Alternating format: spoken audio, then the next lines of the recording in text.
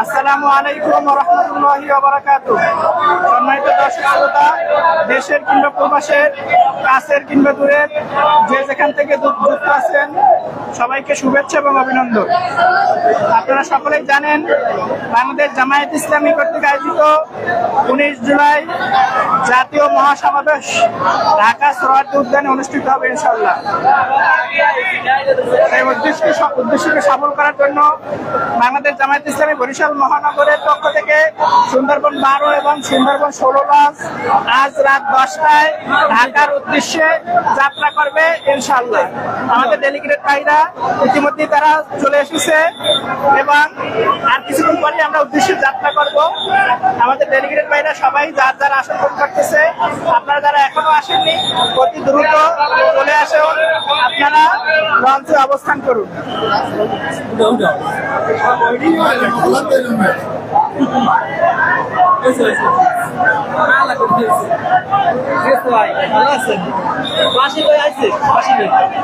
বরিশাল লঞ্চঘাট লোকারণ্য হয়েছে। ইনশাআল্লাহ আগামীকাল জাতীয় সমাবেশ বাংলাদেশের ইতিহাসের সর্ববৃহৎ, সর্বকালের সেরা সমাবেশে পরিণত হবে ইনশাআল্লাহ।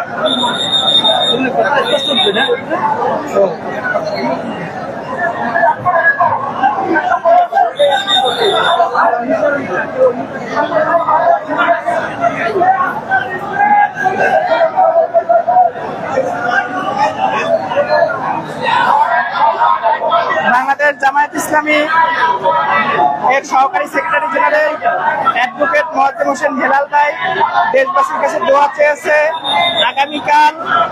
আগামীকালের জাতীয় সমাবেশের জন্য সুন্দর ও সুষ্ঠুভাবে সফল হয়। সেজন্য দেশবাসীর কাছে অ্যাডভোকেট মোয়াজ্জেম হোসেন হেলাল ভাই সকলের কাছে দোয়া চেয়েছে। আপনারা সকলেই দোয়া করবেন আগামীকালকের জাতীয় সমাবেশ সুন্দরভাবে যেন বাস্তবায়ন হয় এবং বাংলাদেশ জামায়াত ইসলামীর যে 7 দফা দাবি, সে 7 দফা দাবি যেন বাস্তবায়ন হয়।